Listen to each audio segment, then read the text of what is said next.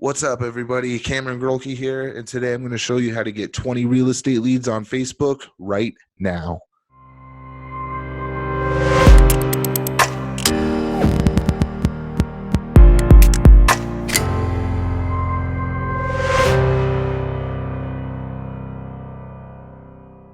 All right, I'm going to show you guys how this works. I like to call this method the lead rake, although some people might think of it as a lead magnet. Kind of the same thing, although this is a lot simpler than a lead magnet.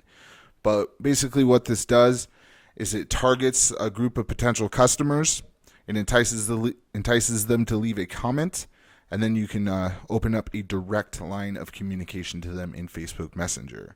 It's really easy, really cheap, and I even got a deal off this specific one. Now, this specific one is from last year.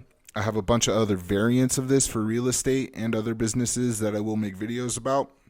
But I just wanted to use this one as an example because it is the simplest, and I did get a deal off this, so the return on investment was insane. So let's break this down.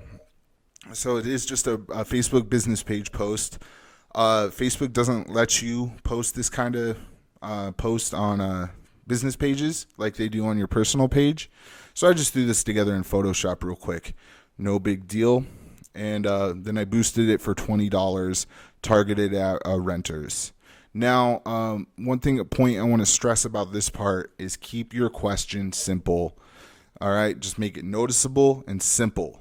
All right, because once you start asking people for all kinds of information like phone numbers, email addresses, etc., they're going to shy away from you. You want to make it really easy for them to answer and indicate to you that they may be someone in your potential customer group.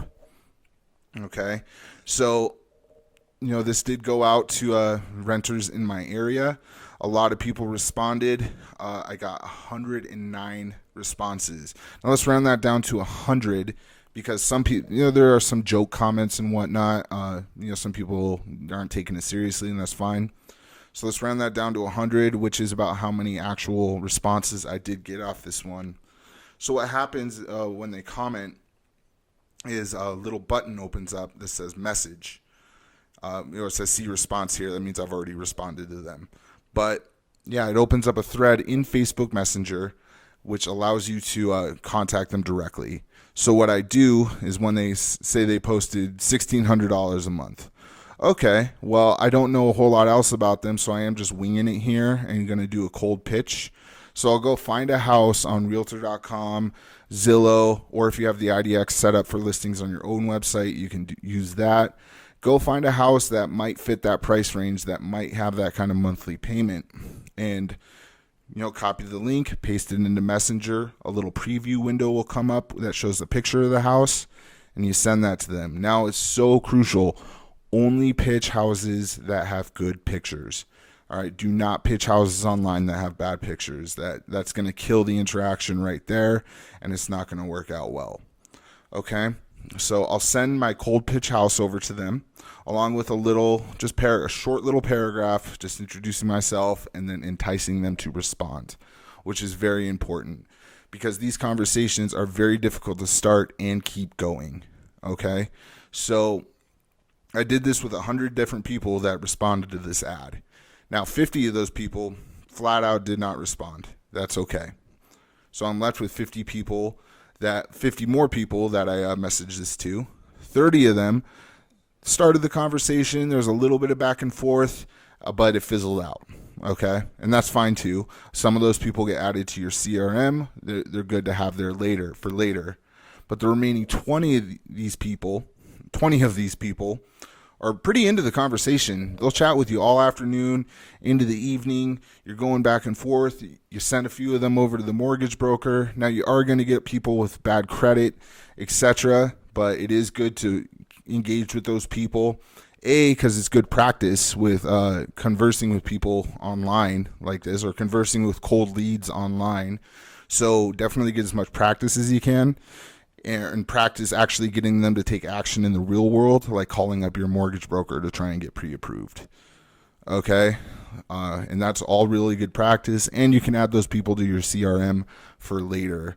Now, it is a numbers game. So say you engage with 100 people in a day, you have a really good chance of one of those people converting and actually buying a house. In my case, this ad did deliver one of those people, which was awesome. So I made, thousands of dollars on a real estate commission check just for $20 in one afternoon of hanging out at the office and just talking to people on Facebook. So as far as return on investment goes, it is an awesome strategy like that. Now, the key too is keep following up with these people. Keep that conversation alive, or sometimes it may fizzle out in the future. Think of something interesting to send them that they'll be happy to hear from you on. Now, this applies to so many different kinds of businesses too. Just one example I have is I got hired to do a marketing campaign for a tattoo shop. So what I did, this among other strategies, I used this strategy, made a post like this saying, comment with a picture of your bad tattoo, and we'll tell you how we can cover it up.